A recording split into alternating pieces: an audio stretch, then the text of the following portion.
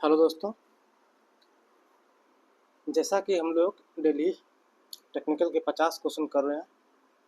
अभी हमारा सब्जेक्ट चल रहा है इन्वायरमेंटल इंजीनियरिंग। आज हमारा 7वां वीडियो होगा इन्वायरमेंटल इंजीनियरिंग पे। हम लोग 50 क्वेश्चन कर रहे हैं, तो चलते हैं पहले क्वेश्चन पे। आज का पहला क्वेश्चन हमारा है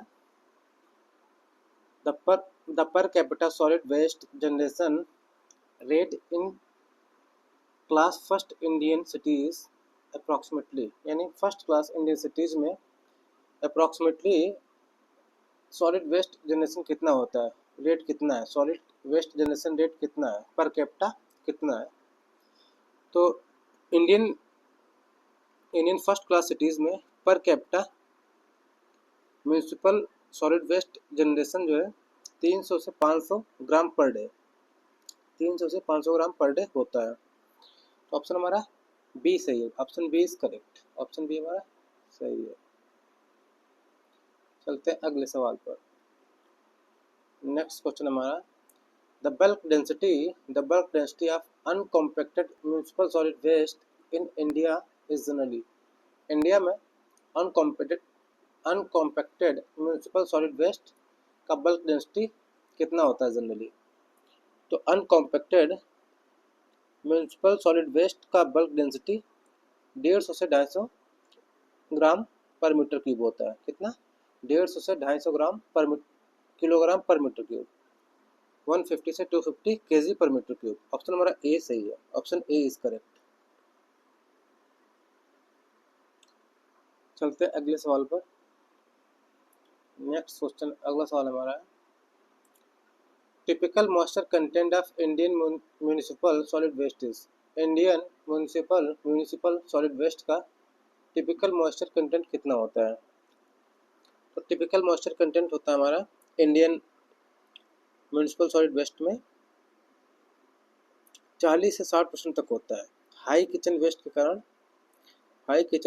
मॉइस्चर कंटेंट हमारा 40 से 60% तक होता है। ऑप्शन सी हमारा करेक्ट है, ऑप्शन सी इज करेक्ट, 40 से 60%, ऑप्शन सी हमारा सही है। चलते हैं अगले सवाल पर। क्वेश्चन नंबर 4 हमारा है ideal C/N ratio for composting. Composting के लिए C/N यानी कार्बन अपन नाइट्रोजन रेशियो आइडियल कितना होता है। आइडियल कार्बन अपन नाइट्रोजन रेशियो कंपोस्टिंग के लिए कितना होता है। तो आइडियल हमारा C/N रेशियो होता है 30:1, यानी 30:1, 30:1 कितना होता है हमारा। ऑप्शन सी सही है इसमें, option C is correct, option C हमारा सही है। लो रेशियो किसके लिए होता है, अमोनिया लॉस होता है। हाई रेशियो स्लो डिके होता है। चलते हैं अगले सवाल पर। क्वेश्चन नंबर 5 हमारा है in a sanitary landfill leachate generally has. एक सैनिटरी लैंडफिल में लीचेट जनरली कितना होता है, क्या होता है। तो क्वेश्चन नंबर 5 है हमारा तो फ्रेश लैंडफिल लीचेट में बीओडी और सीओडी दोनों हाई होते हैं। समय के साथ बीओडी घटता है, तो क्या होता है, बीओडी और सीओडी दोनों हाई होते हैं। ऑप्शन बी हमारा करेक्ट है, option B is correct. Fresh landfill leachate में बीओडी और सीओडी दोनों हाई होते हैं। समय के साथ बीओडी डिक्रीज होता जाता है, घटता जाता है। तो ऑप्शन हमारा बी सही है, option B is correct, high BOD and high COD, option B is correct. Question number 6 हमारा है open dumping of solid waste is discouraged because it. Open dumping solid waste का डिस्करेज किया जाता है, क्यों? क्योंकि ओपन डंपिंग से क्या होता है, डिजीज होती है, बीमारी होती हैं। और क्या होता है, ग्राउंड वाटर कंटामिनेशन होता है, एयर पोल्यूशन बढ़ता है। इसलिए ओपन डंपिंग को इग्नोर किया जाता है। तो हमारा ऑप्शन इसमें सी सही है, option C is correct. Open dumping से क्या होता है, हेल्थ इश्यूज डेवलप होते हैं और पोल्यूशन बढ़ता है। तो option C is correct, option C हमारा सही है। अगले क्वेश्चन पे चलते हैं। क्वेश्चन नंबर 7 हमारा है sanitary landfill final cover thickness is generally. Sanitary landfill के लिए फाइनल कवर थिकनेस जनरली कितनी होती है? तो सैनिटरी लैंडफिल के लिए फाइनल कवर की थिकनेस 30 से 60 सेंटीमीटर होता है। कितना? 30 से 60 सेंटीमीटर। ऑप्शन नंबर बी सही है। Option B is correct. Option B is correct. ये किस लिए रखा जाता है इतना? जिससे जो है इरोजन कंट्रोल रहे और ओडोर कंट्रोल रहे। चलते हैं अगले सवाल पर। क्वेश्चन नंबर 8 है हमारा, the most common method of MSW यानी municipal solid waste collection in India is. Most common method क्या है म्यूनिसिपल सॉलिड वेस्ट को कलेक्शन के लिए इंडिया में? तो इंडिया में मोस्ट कॉमन मेथड हमारा है door to door collection. Door to door collection सबसे कॉमन है। घर घर जाके जो म्यूनिसिपल सॉलिड वेस्ट होता है उसको कलेक्ट करने का सबसे कॉमन मेथड है इंडिया में। तो ऑप्शन नंबर सी सही है, door to door collection. Option C is correct. अगले सवाल पर चलते हैं। सवाल नंबर 9 हमारा, hazardous waste disposal in India is regulated under। hazardous waste disposal in India यानी भारत में hazardous waste disposal किस रेगुलेशन के अंडर आता है? तो हमारे इंडिया में hazardous waste regulation hazardous waste disposal आता है हमारा 2016 is regulated under 2016 hazardous and other waste rules 2016 के अंदर आता है। ऑप्शन हमारा सी सही है, 2016 hazardous and other waste rule 2016 के अंदर आता है हमारा। Option C is correct. चलते हैं अगले सवाल पर। क्वेश्चन नंबर 10 है, windrow composting is suitable for. Windrow composting किसके लिए सुटेबल होता है? तो windrow composting high moisture biodegradable waste के लिए सुटेबल होता है। Windrow composting high moisture biodegradable waste के लिए सुटेबल होता है। तो ऑप्शन हमारा इसमें ए सही है, हाई मॉइस्चर वेस्ट। 10th का answer A is correct. Option A हमारा सही है। चलते हैं अगले क्वेश्चन पर। क्वेश्चन नंबर 11 हमारा है, insertion is not suitable for waste with moisture content above. यानी अगर हमारा मॉइस्चर कंटेंट इससे ज़्यादा होगा तो इंसर्शन सुटेबल नहीं होगा। तो किससे ज़्यादा नहीं होना चाहिए? 50% से ज़्यादा अगर मॉइस्चर कंटेंट होगा तो इंसर्शन इनएफिशिएंट हो जाता है, इंसर्शन सुटेबल नहीं होता है अगर हमारा मॉइस्चर कंटेंट 50% से ज़्यादा हो जाता है। तो ऑप्शन हमारा C correct. Option C is correct. Question number 12 है, transfer stations are used in solid waste management to. Transfer stations का क्या यूज होता है सॉलिड वेस्ट मैनेजमेंट में? तो ट्रांसफर स्टेशंस वेस्ट को कलेक्ट करके लॉन्ग डिस्टेंस हॉलेज के लिए कंसोलिडेट करते हैं। क्या करते हैं? लॉन्ग डिस्टेंस हॉलेज के लिए कंसोलिडेट करते हैं। तो हमारा ऑप्शन इसमें सी सही है। Option C is correct, consolidate waste for long distance transfer, long distance transport. तो ट्रांसफर स्टेशन क्या करते हैं? लॉन्ग डिस्टेंस ट्रांसपोर्ट करते हैं और कंसोलिडेट करते हैं वेस्ट को। Option C is correct. 12 का ऑप्शन सी हमारा सही है। क्वेश्चन नंबर 13 हमारा है, IS code for sanitary landfill site selection. Sanitary landfill site selection के लिए कौन सा IS कोड होता है? तो सैनिटरी लैंडफिल साइट सिलेक्शन के लिए IS 8887 होता है। क्या होता है? IS 8887 होता है, इसके थ्रू डिज़ाइन किया जाता है। तो ऑप्शन हमारा बी सही है, सैनिटरी लैंडफिल साइट सिलेक्शन के लिए IS 8887 888 option B is correct. Next question हमारा, primary purpose of waste compaction in landfill is. Waste compaction का प्राइमरी पर्पज क्या होता है लैंडफिल में? तो प्राइमरी पर्पज होता है हमारा कॉम्पैक्शन का वॉल्यूम को डिक्रीज करना। कॉम्पैक्शन से क्या होता है? कॉम्पैक्शन लैंडफिल में वॉल्यूम को रिड्यूस करना और डेंसिटी बढ़ाने के लिए कॉम्पैक्शन किया जाता है। क्या करने के लिए? वॉल्यूम रिड्यूस करने के लिए, और वॉल्यूम जब रिड्यूस होगा तो उसकी डेंसिटी बढ़ जाएगी। तो ऑप्शन हमारा बी सही है, to reduce volume and increase density. Option B is correct. Option B हमारा सही है। क्वेश्चन नंबर 15 हमारा, which of the following is not a biodegradable waste, इनमें से कौन एक बायोडिग्रेडेबल वेस्ट नहीं है? तो प्लास्टिक हमारा बायोडिग्रेडेबल वेस्ट नहीं है, option C is correct. Plastic biodegradable नहीं है, हम सब जानते हैं प्लास्टिक जो है डिग्रेड नहीं होता है, ऐसा ही कई सालों तक जमीन में पड़ा रहता है, तो ऑप्शन हमारा सी सही है, ऑप्शन सी इज करेक्ट। चलते हैं अगले सवाल पर। Vermi composting mainly uses which organism, vermi composting mainly किस ऑर्गेनिज्म के लिए यूज किया जाता है? तो वर्मी कंपोस्टिंग में अर्थवर्म्स का उपयोग होता है, अर्थवर्म केचुआ, वर्मी कंपोस्टिंग में हम लोग अर्थवर्म्स का यूज करते हैं, तो option B is correct, option B is correct.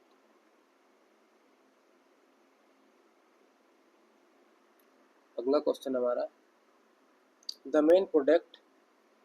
Main product of anaerobic composting is, anaerobic composting से मेन प्रोडक्ट क्या मिलता है हमें?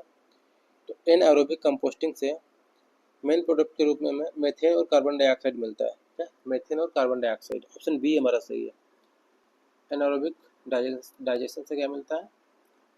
मेथेन और कार्बन डाइऑक्साइड, ऑप्शन हमारा B is correct, option B is correct. चलते हैं अगले सवाल पर।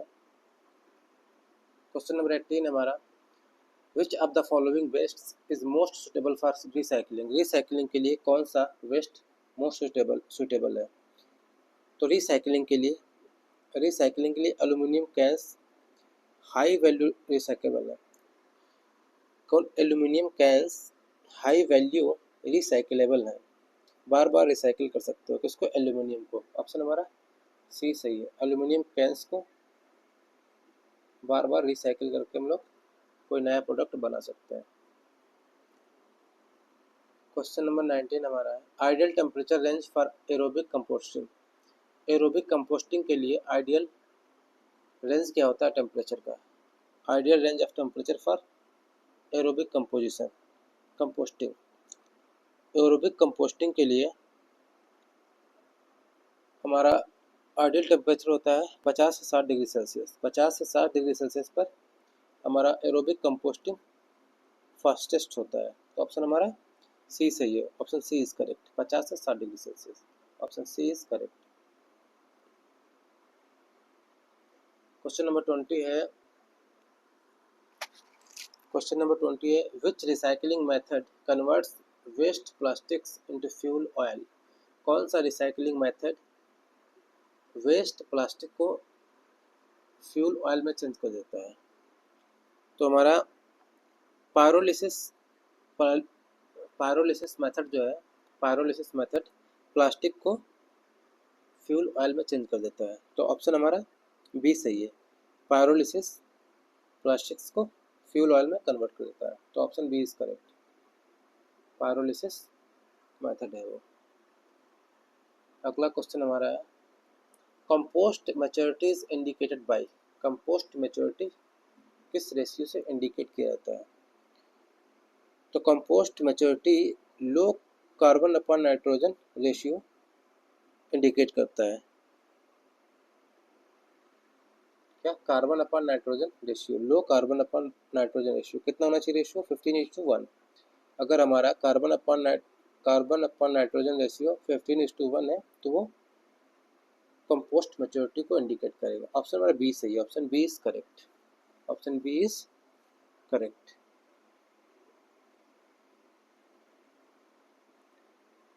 क्वेश्चन नंबर 22 है, inorganic waste can be best managed by, inorganic waste को कैसे वेस्ट तरीके से मैनेज किया जा सकता है? तो इनऑर्गेनिक वेस्ट को रिसाइकलिंग करके वेस्ट तरीके से मैनेज किया जा सकता है, कैसे? रिसाइकलिंग करके, जो हमारे इनऑर्गेनिक वेस्ट है उनको रिसाइकलिंग करके दोबारा वेस्ट तरीके से मैनेज किया जा सकता है, तो ऑप्शन 22 का हमारा है B, option B is correct, recycling, recycling से हम लोग इसे दोबारा यूज में ला सकते हैं। क्वेश्चन नंबर 23 है हमारा, which gas is primarily produced during anaerobic digestion of organic waste, anaerobic digestion के दौरान मुख्यतः कौन सी गैस प्रोड्यूस होती है? तो इनएरोबिक डाइजेशन के दौरान मेनली हमारा मीथेन बनता है, बनता तो कार्बन डाइऑक्साइड भी है, लेकिन मुख्यतः क्या बनता है, मीथेन बनता है। ऑप्शन हमारा बी सही है, option B is correct, option B is correct. Question number 24 है, the process of converting waste paper into newspaper products is called. The process of converting waste paper into newspaper product is called. उसको क्या बोलेंगे, उसको बोलेंगे हम लोग waste paper recycling. Recycling से waste paper को रिसाइकिल करके हम लोग न्यूज़पेपर के रूप में बनाते हैं। तो ऑप्शन नंबर सी सही है, option C is correct. Waste paper को रिसाइकिल करके हम लोग न्यूज़पेपर में कन्वर्ट करते हैं, option C is correct. Question number 25 है, colour code for bins used for compostable waste in India is. तो हमारा कलर कोड क्या होता है बिन्स यूज्ड के लिए, तो कलर कोड होता है हमारा इंडिया में ग्रीन विन कंपोस्टेबल वेस्ट के लिए होता है। ग्रीन विन किसके लिए होता है, ग्रीन कलर किसके लिए होता है, विन कंपोस्टेबल वेस्ट के लिए। ऑप्शन हमारा बी सही है, option B is correct. Question number 26 है, the main advantage of incineration incineration is. Incineration का मेन एडवांटेज क्या होता है, तो इंसिरेशन का मेन एडवांटेज होता है ये क्या करता है, वेस्ट वॉल्यूम को 90% तक रिड्यूस कर देता है। इंसिरेशन वेस्ट वॉल्यूम को 90% तक रिड्यूस कर देता है, यही इसका मेन एडवांटेज होता है। तो ऑप्शन नंबर बी सही, high volume reduction, high volume reduction, high volume reduction करता है, option B is correct. Question number 27 हमारा है, calorific value of Indian municipal solid waste is generally. Indian municipal solid waste के लिए calorific value क्या होती है जनरली, तो in India Indian municipal solid waste में कैलोरीफिक वैल्यू जनरली होती है 800 से 1100 kilo calorie per KG. High moisture के कारण लो होता है। कितनी होती है, 800 से 1100 किलो कैलोरी पर केजी, 800 से 1100 kilo calorie per KG, option B is correct, option B हमारा सही है। अगला क्वेश्चन हमारा है, the operating temperature of a pyrolysis unit is typically. Operating temperature कितना होता है एक पायरोलिसिस यूनिट का, तो एक पायरोलिसिस यूनिट का ऑपरेटिंग टेम्परेचर हमारा 400 से 800 डिग्री सेल्सियस होता है, और ऑक्सीजन एब्सेंट रहती है। इन एब्सेंस ऑफ ऑक्सीजन हमारा पायरोलिसिस यूनिट का टिपिकली टेम्परेचर होता है 400 से 800 डिग्री सेल्सियस, ऑप्शन हमारा C correct, option C is correct, 400 से 800 डिग्री सेल्सियस।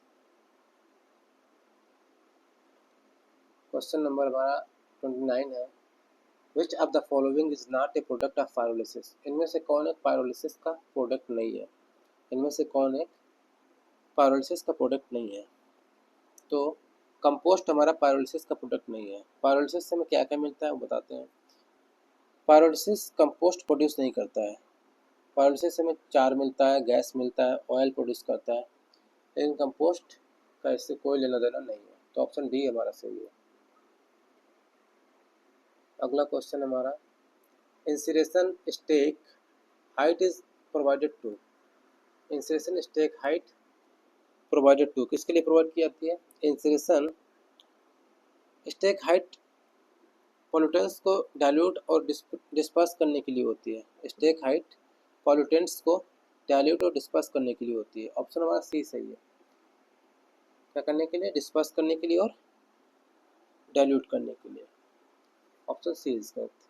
पॉल्यूटेंट्स को डिस्पर्स करने के लिए हम लोग स्टेक हाइट प्रोवाइड की जाती है, option C is correct, option C is correct.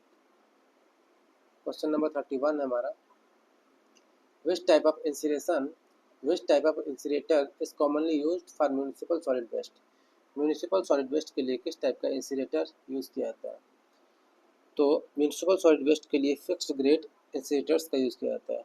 क्या फिक्स्ड ग्रेड इंसिनेटर्स का यूज़ किया जाता है, तो ऑप्शन नंबर डी सही है, फिक्स्ड ग्रेड इंसिनेटर्स का म्यूनिसिपल सॉलिड वेस्ट के लिए यूज़ किया जाता है। क्वेश्चन नंबर 32 है हमारा, पायरोलिसिस डिफर्स फ्रॉम इंसिनेशन विकास। पायरोलिसिस इंसुलेशन से डिफर करता है, क्यों?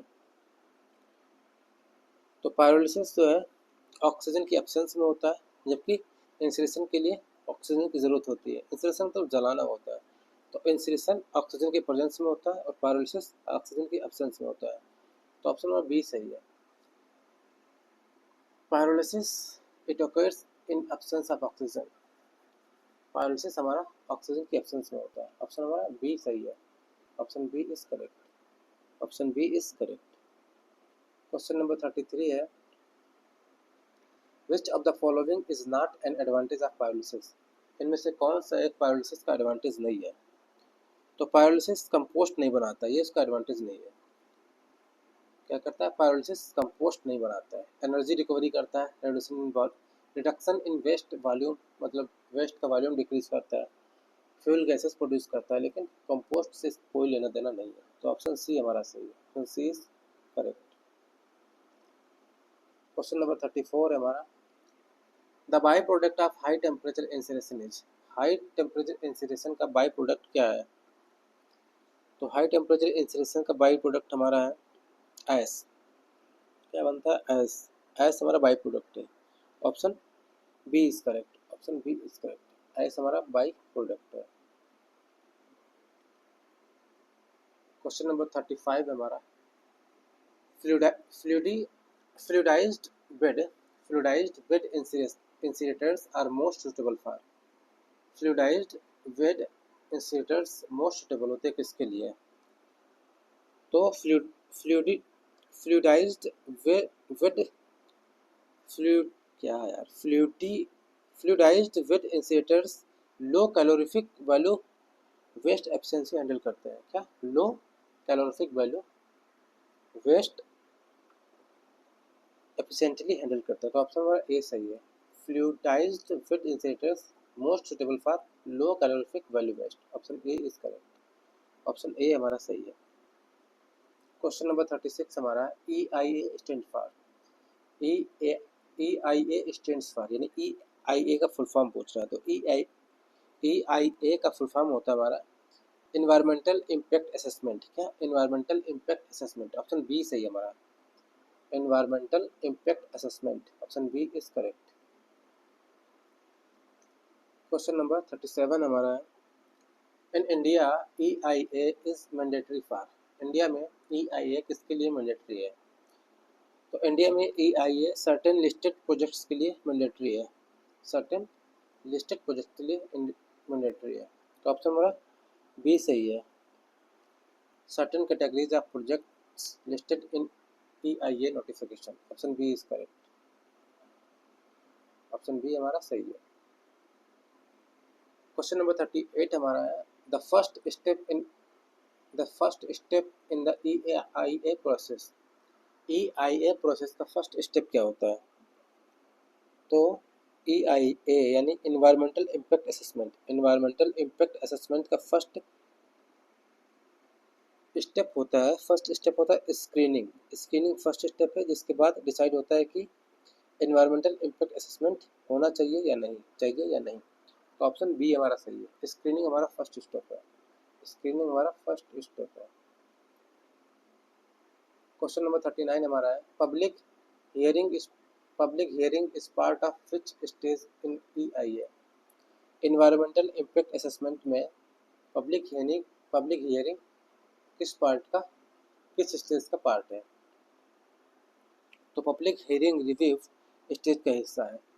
इसका पब्लिक हियरिंग रिव्यू स्टेज का हिस्सा है। ऑप्शन हमारा डी सही है। पब्लिक हियरिंग रिव्यू स्टेज का हिस्सा है। Option D is correct. Question number 40 है, baseline data collector in EIA is done to. Baseline data collector in EIA is done to किसके लिए किया जाता है? तो baseline data existing environmental conditions assess करने के लिए होता है। क्या करने के लिए? To assess existing environmental condition को एसेस करने के लिए बेसलाइन डेटा कलेक्शन किया जाता है। तो option B is correct. Option B हमारा सही है। Option B is correct. Question number 41 हमारा, एनवायरमेंटल मैनेजमेंट प्लान यानी EMP environmental management plan is prepared in which stage of EIA? EIA के किस स्टेज में environmental management plan प्रिपेयर किया जाता है?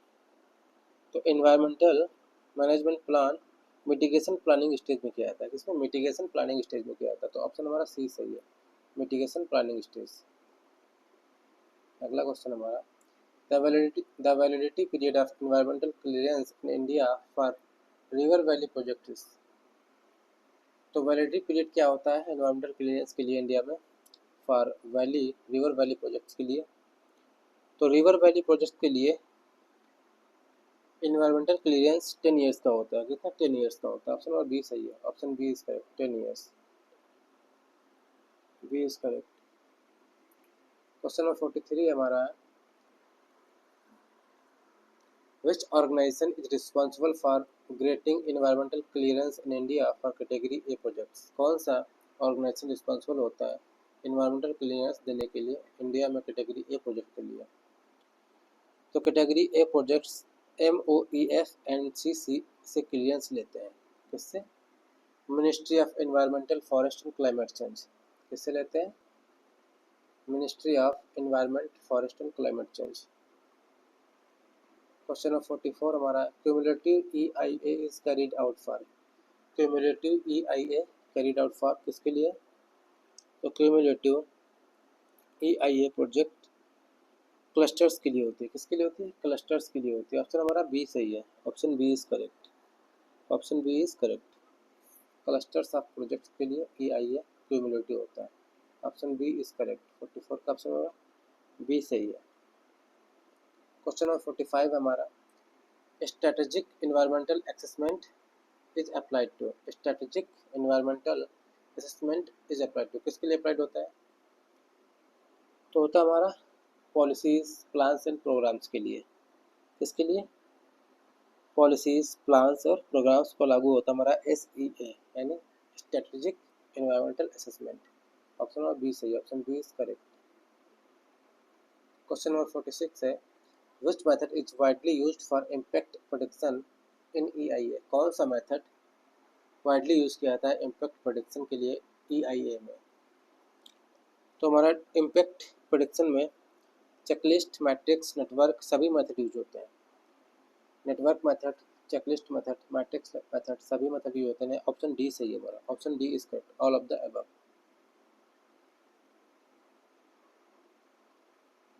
क्वेश्चन नंबर 47 हमारा, the EIA notification in India was first issued in? India में EIA notification पहली बार कब इशू किया गया? तो पहला EIA नोटिफिकेशन भारत में 1994 में आया। पहला EIA नोटिफिकेशन इंडिया में कब आया? 1994। ऑप्शन हमारा बी सही है, option B is correct. Question number 48 हमारा, social impact assessment in EIA involves study of? Social impact assessment in EIA involves study of किसकी स्टडी इन्वॉल्व किया जाता है EIA में सोशल इम्पैक्ट के लिए? तो सोशल इम्पैक्ट में पॉपुलेशन डिस्प्लेसमेंट, लाइवलीहुड लॉस, ये सब इनका स्टडी सोशल इम्पैक्ट असेसमेंट लिया जाता है, इनका स्टडी किया जाता है। क्या? पॉपुलेशन डिस्प्लेसमेंट और लाइवलीहुड। ऑप्शन हमारा सी सही है, option C is correct. Question number 49 हमारा, post project environmental monitoring is done to? Post project environmental monitoring किसके लिए की जाती है? तो post project monitoring clearance conditions complaints verify करने के लिए होता है। तो ऑप्शन ए हमारा सही है, ensure complaints with clearance conditions. क्या? कंप्लेंट्स और क्लियरेंस कंडीशंस को इंश्योर करने के लिए किया जाता है। ऑप्शन ए हमारा करेक्ट है, ऑप्शन ए इज करेक्ट। आज का लास्ट सवाल हमारा है, rapid EIA differs from comprehensive EIA Vikas? Rapid EIA comprehensive EIA से डिफर करता है, क्यों? क्योंकि रैपिड EIA में एक ही सीजन का बेसलाइन डेटा यूज होता है। क्योंकि रैपिड EIA में एक ही ईयर का सीजन का बेसलाइन डेटा यूज होता है। ऑप्शन बी हमारा सही है, rapid EIA uses only one seasons baseline data. Option हमारा बी सही है, option B is correct, option B is correct. Option B is correct. तो दोस्तों आज के 50 क्वेश्चन यहीं पे ख़त्म होते हैं। मिलेंगे फिर से कल एक नए वीडियो के साथ। कल हमारा इन्वायरमेंटल इंजीनियरिंग का लास्ट वीडियो होगा। इसी के साथ इन्वायरमेंटल इंजीनियरिंग के सारे ऑब्जेक्टिव समाप्त हो जाएंगे। परसों हम एक नए सब्जेक्ट को लेकर आएंगे। अगर आप लोग को वीडियो पसंद आ रही हो, हमारे MCQ PYQ टाइप के क्वेश्चंस अच्छे लग रहे हो और बेनिफिशियल लग रहे हो, तो चैनल को लाइक करें, सब्सक्राइब करें और शेयर करें। हम ऐसे ही तमाम क्वेश्चंस आपके लिए लाते रहेंगे। बस आपसे एक गुजारिश है, अगर आपको वीडियो पसंद आ रहे हैं, क्वेश्चन अच्छे लग रहे हैं, तो चैनल को सब्सक्राइब करें, लाइक करें और शेयर करें। अप टू द एग्ज़ाम है, एग्ज़ाम तक ऐसे ही हम तमाम क्वेश्चन लाते रहेंगे, जिससे एक पॉजिटिव कॉन्फिडेंस डेवलप हो सके सभी स्टूडेंट्स के अंदर। एग्ज़ाम में किस टाइप का क्वेश्चन आएगा, क्या क्या आ सकता है, इस तरीके से। तो धन्यवाद, मिलेंगे कल फिर से एक नए वीडियो के साथ।